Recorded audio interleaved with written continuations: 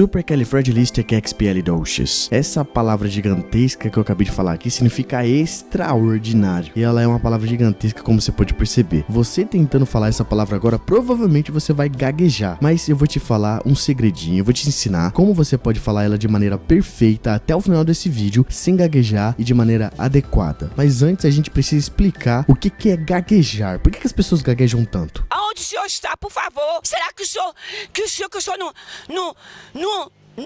não tá vendo a situação como é que tá, não? A gagueira, quando você tenta falar um novo idioma, né, ou até o mesmo português, acontece por nervosismo, falta de prática ou até dificuldade com sons novos. Que isso aí a gente vai tratar no finalzinho do vídeo. Eu vou explicar pra vocês coisas importantíssimas de como entender o idioma e praticar ele entendendo os sons. Supercalifragilisticexpialidocious, even though the sound of it is something quite atrocious. Você gaguejar e ficar tropeçando palavra, né? O cérebro vai travando, tentando traduzir ou acertar a pronúncia. Quem nunca gaguejou falando inglês? Eu já gaguejei várias vezes, eu continuo gaguejando porque eu falo muito rápido. E fica tranquilo que isso é normal, tá? Até o gringo gagueja, tá tudo bem, não tem problema nenhum gaguejar. Agora, se você tá gaguejando sempre, esse é o problema, tá? 70% dos meus alunos, quando a gente conversa pela primeira vez, eles sentem aquela ansiedade pra falar inglês, sabe? E é isso, claro, que piora a fluência. O interessante é que quando as pessoas estão gaguejando, elas sempre falam a língua materna, né? Então, se elas estão falando inglês, elas começam a gaguejar, elas soltam um português do nada. When you're mad and angry, you have to go like...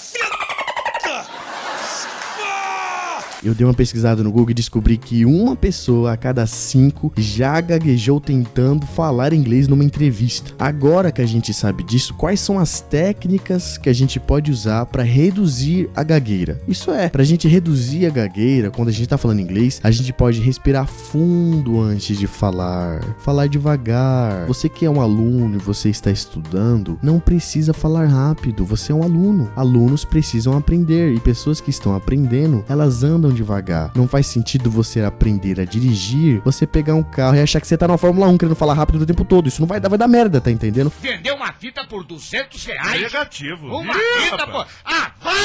Então, a gente precisa respirar, entender que você está aprendendo e aí as coisas vão fluir, não precisa correr. Eu sei que é legal falar rápido, que é muito legal, é estiloso, é bacana você falar rápido em inglês. Mostra que você domina aquilo, só que você está aprendendo. Não precisa querer dominar algo que você está aprendendo, né? Você já sabe, né? A pessoa quer falar rápido, ela acaba falando, cometendo as pronúncias tudo errado. Think, ela fala think, 3, ela fala free, cagando tudo o vocabulário, e isso não é bom. Pra você parar de gaguejar, além de falar devagar, é muito importante também você praticar frases curtas e repetir elas todos os dias. Pega lá um vídeo aqui da falando, e aí você vai falar bem devagar o que você vê na tela. Não é difícil, é só você falar devagar. Quanto mais complicado você achar, mais devagar você fala, e aí com o tempo, o seu cérebro vai fazendo todo o trabalho. Ele vai absorvendo conhecimento, e aí ao longo do tempo você vai conseguindo falar. Por exemplo, aquela palavra que a gente começou a falar lá no começo, Supercalifragilisticexpialidocious. O que a gente vai fazer? Vamos separar palavra por palavra. Então, em vez da gente falar tudo de uma vez, a gente vai falar palavra por palavra, bem devagar. Então fala comigo. Supercalifragilisticexpialidocious. Vamos falar devagar.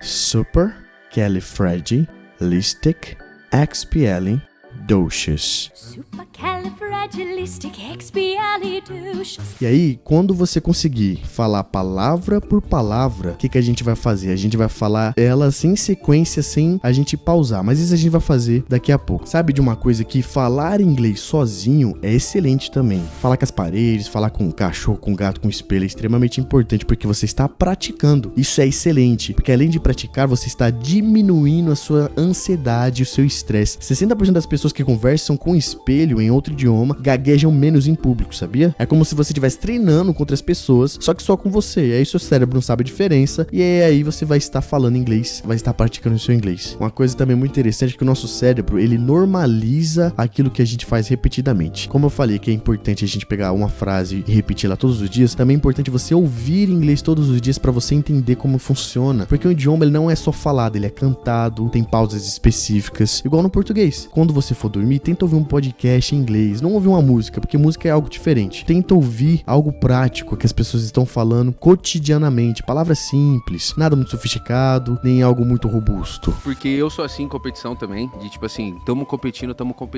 e eu queria saber, tipo assim, pô, tamo competindo, gente. E eu quero saber se isso é uma parada sua assim mesmo. Pô, competir, eu quero ganhar, então eu vou fazer tudo dentro do regulamento pra ganhar.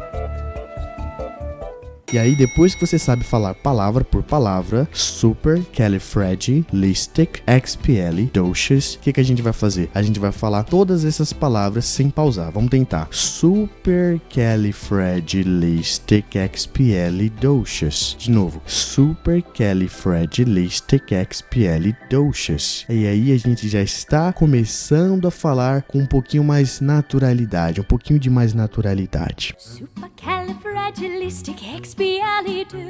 Toda vez que você pratica algo frequentemente, você está literalmente malhando o seu cérebro, fortalecendo o músculo, praticando frases todos os dias. Por exemplo, I like coffee, I need water. Frases extremamente simples, mas você falando, aos pouquinhos você vai se sentindo confortável. E aí você aumenta as frases, tá entendendo? Você vai aumentando ela aos pouquinhos. E aí você vai se sentindo mais confortável. Quando você se sentir mais confortável, você aumenta elas mais ainda. E aí você, em 30 dias, 75% da sua gagueira vai parar. Assim, chutando baixo. Uma coisa curiosa também é que muitas pessoas, elas sabem falar inglês. Elas têm um bom vocabulário. Só que na hora de falar, elas colocam um medo tão grande nelas, aquele filtro, sabe, de erro, pra elas não falarem bobagem ou errar alguma coisa, e elas ficam gaguejando. Nem é o problema o conhecimento, mas sim um medo de errar. Eu tenho muitos alunos que no começo a gente trabalha essa questão também, né? Então, 1 a cada 3 pessoas, elas usam frases pequenas com medo de usar frases longas pra não errar alguma coisa. Quando você aprende, quando você fala, o seu medo vai saindo com o tempo, mas aí você precisa se expor. Esse medinho que a gente sente, esse friozinho na barriga, é algo completamente normal. Supercalifragilisticexpialidocious. Supercalifragilisticexpialidocious. Supercalifragilisticexpialidocious. E agora eu vou te dar um motivo muito bom pra você perder o medo de errar ao falar inglês. Até porque você sabe que os gringos erram pra caramba. Exatamente, os gringos tropeçam em gramática o tempo todo, tá? Eles falam muitas gírias, falam muita bobagem, além dos sotaques regionais que dificultam o entendimento, não só pra gente que é nativo brasileiro, apesar da gente falar inglês muito bem, não é mesmo? Mas dentro deles mesmos, dentro do próprio país, eles não se entendem. É normal, é a mesma coisa eu ir pro Nordeste e eu não entender um sotaque de alguém que mora lá, isso é normal, não tem problema nenhum. Agora, isso significa que eu não falo português? Não,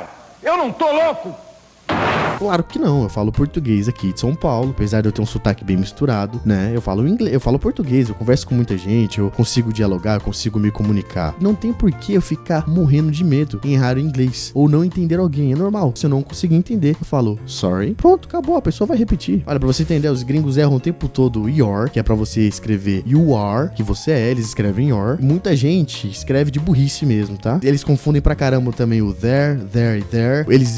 Eles confundem pra caramba. E eu vou falar um negócio pra vocês, tá? Eu já vi gente escrevendo schedule ao invés de schedule. Então, normal, todo mundo erra. Quem nunca falou nós vai, né? Mais uma pausa pra gente praticar a nossa frase extraordinária. Na verdade, não é uma frase, né? É uma palavra só. Supercalifragilisticexpialidocious. Supercalifragilisticexpialidocious. Supercalifragilisticexpialidocious. Mas então, meus queridos, uma coisa extremamente importante pra gente lembrar também é que não basta você saber o inglês, não basta você saber o vocabulário, você precisa saber aquelas coisinhas, aqueles detalhezinhos do idioma pra gente falar melhor. Como assim? Vou explicar agora. Toda vez que você vê uma consoante seguida de outra consoante, você vai anular a primeira consoante. Como assim? Simples. A palavra aqui, ó, good, ela termina com a letra D. D é uma consoante. A palavra morning começa com a letra M. M é uma consoante também. Então o que a gente vai fazer? A gente vai anular a primeira consoante. Em vez de a gente falar good morning, a gente vai falar good morning. Isso facilita muito mais na nossa fala, na fluência do nosso speaking, tá entendendo? No jeito que a gente fala, fica muito mais leve. Outro exemplo, night. Night começa com a letra N. N é uma consoante. Então, Então, good night, a gente vai anular o D do good e vai ficar good night. Agora também tem outra regrinha. Quando você vê uma consoante e logo em seguida uma vogal, nós vamos emendar as duas letras, ajuntar os dois sons. Então, se a gente tem o good, que termina com o D, uma consoante, e a gente tem o evening, que começa com a letra E, uma vogal, a gente vai fazer good